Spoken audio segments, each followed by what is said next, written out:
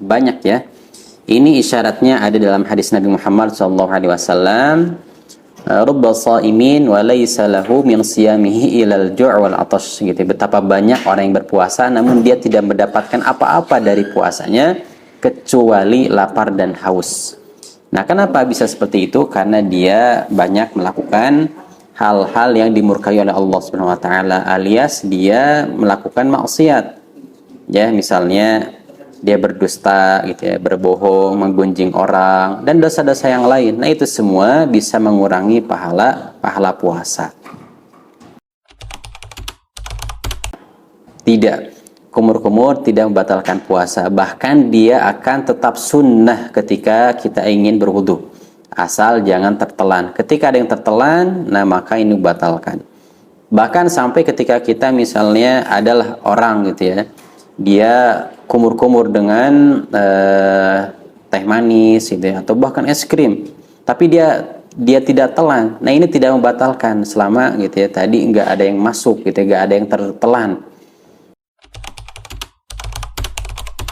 Nah, ini tadi sudah terbahas gitu ya, bahwa hukum mencicipi makanan ini yang pertama adalah dia boleh. Nah, ketika dilakukan oleh juru masak gitu ya, misalnya istri atau siapa saja yang sedang masak, kemudian dia ingin mencicipi makanan supaya rasanya itu terjaga, ya, tetap enak gitu ya, ketika nanti akan disantap ketika berbuka puasa. Ini dibolehkan. Nah, ini menjadi makruh ketika dilakukan oleh seseorang yang tadi pengen main-main aja gitu, nggak ada kebutuhan. Nah, seperti itu. Nah, puasanya tidak batal gitu ya. Puasanya tidak batal, namun yang perlu diperhatikan sholat-sholatnya. Ya, sholat-sholatnya harus dia qadha gitu ya.